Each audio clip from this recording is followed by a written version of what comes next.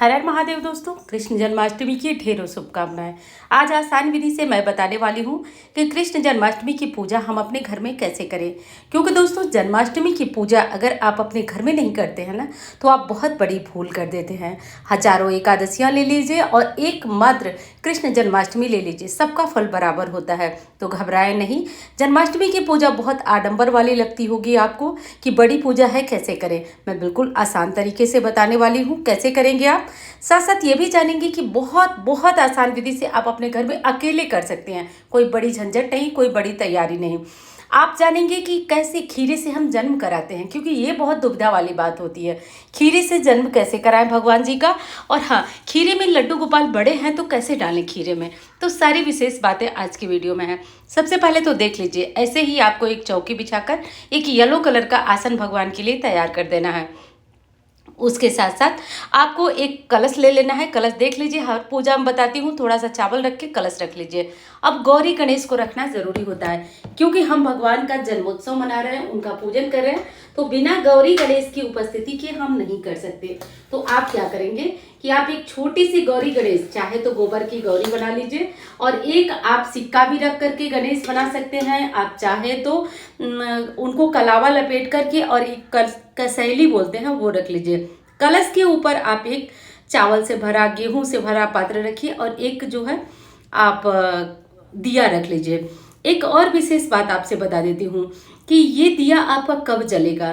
तो देखिए, ये विशेष पूजा है और ये हम रात को 11 बजे से लेकर के और 12 बजे के बाद तक करेंगे। तो अगर आपको लगता है कि कोई विशेष पढ़ना वढ़ना नहीं है, आपको केवल कृष्ण जी का जन्म कराना है, तब आप ये पूजा, जन्म का शुभ मुहूर्त मैं बता देती हूँ, तब आप पूजा जो है वो लगभग 12 बजने में 15 मिनट यानी 11:45 से ये पूजा आप प्रारंभ करें, और 11:45 के बाद ये पूजा आप प्रारंभ करें, 11:45 से आप ये पूजा प्रारंभ करें।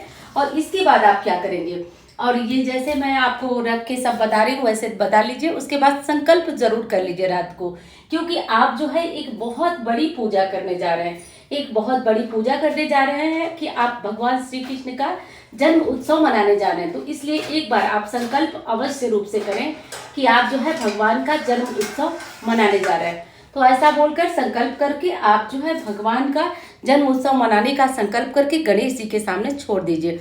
उसके बाद सबसे पहले गणेश जी की, गौरी जी की, और उसके बाद भगवान श्री कृष्ण की फोटो का पूजा करिए। अब देखिए, सब लड्डू गोपाल जी सबके पास नहीं रहते हैं, अव्यवस्था हो जाती है। हमको लगता है कि जिनके पास लड्डू गोपाल जी हैं केवल जन्म वही करा सकते हैं।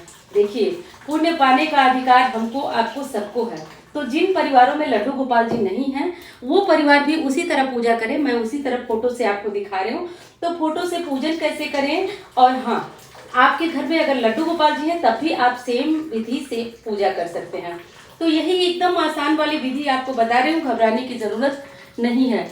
भगवान को आज एक बांसुरी, आप जो वेद की बांसुरी बनती है सामान्य, वो बांसुरी जरूर चढ़ाएं। ऐसा करने से आपके जीवन से दुखों का नाश होता है। तो एक बांसुरी अगर संभव है तो भगवान के लिए चढ़ाएं।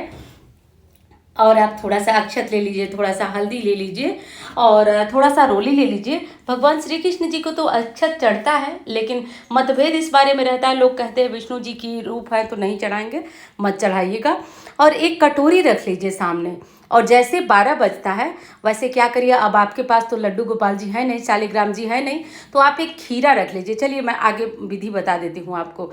एक खीरा रख लीजिए, और खीरे में थोड़ा सा जो है उसको फाड़ दीजिए चाकू वगैरह से, और उसमें एक सिक्का डाल दीजिए। क्योंकि आपके पास तो फोटो है, तो आप जन्म कैसे कराएंगे।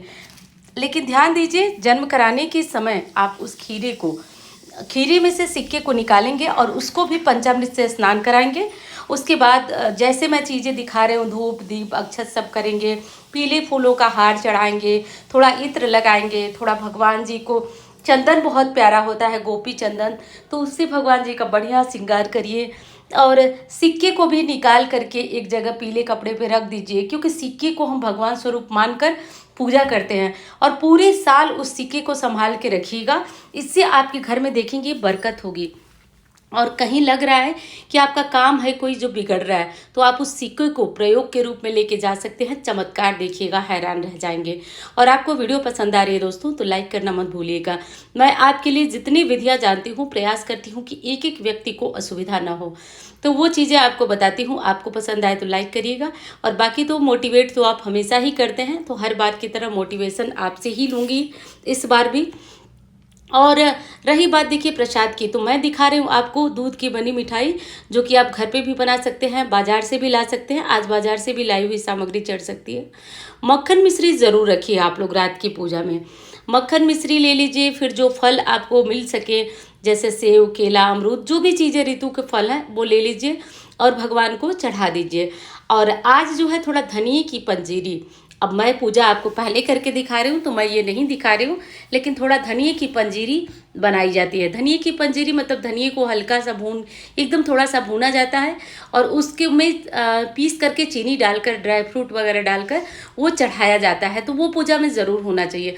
खीरा आप अनिवार्य रूप से रखिए, खीरा ज़रूर रखिए, क्योंकि इस पूजा में ना सभी भोग प्रसाद के साथ खीरा ज़रूरी होता है। तो खीरे से ही हम भगवान का जन्म कराएंगे। वो कैसे कराएंगे मैं आगे आपको बताती हूँ, तो इसे ज़रूर आप लोग रखिएगा। और बाकी चीज़ों में जैसे माखन मिश्री होता है, तो घर में ताज़ा अपना मक्खन निकाल लें और उससे भगवान का भोग लगाएं। मक्खन निकाल कर थोड़ा मिश्री डालकर भगवान को भोग लगाइए। और दूसरी चीज़ है कि भगवान को आज पीले वस्त्र पहनाएं। और बहुत ज़्यादा दुविधा रहती है कि भगवान को कितनी बार स्नान कराएं, कितने बार वस्त्र बदलें, तो सबके लिए वीडियो चैनल पे जा चुकी है।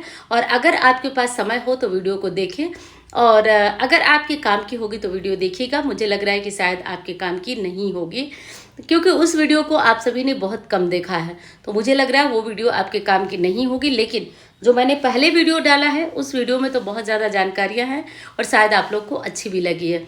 उसके बाद धूप दीप जलाइए, और एक दीपक आप कलश पे रखिए। अब रही बात कि आप दीपक कब जलाएंगे, तो पूजा के समय जलाएं आप, और उसके बाद जब तक अपना जन्म करा रहे हैं, आरती कर रहे हैं, तो आरती तक वो दीपक जलते रहना चाहिए। पूरी रात दीपक जलाने की कोई भी आवश्यकता नहीं है, ध्यान रखिएगा। जिन लोगों को मैं उपाय बताई हूँ कि कैसे उपाय करेंगे, उपाय में मैंने सब कुछ बता दिया है आपको कि 11:30 बजे से 1:30 बजे तक करना है।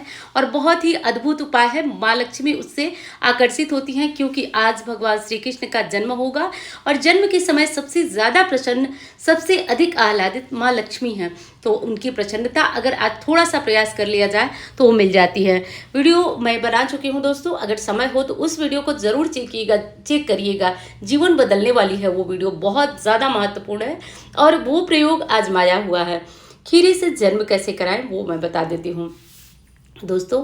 अगर लड्डू गोपाल जी हैं, छोटे से हैं, तो आप खीरे को थोड़ा सा एक उसमें से बीच में से काट कर उसमें लड्डू गोपाल जी को रख दीजिए, और उसी के बाद खीरे से मतलब उनको फूलों से, खीरे से जैसे वो ढक दीजिए।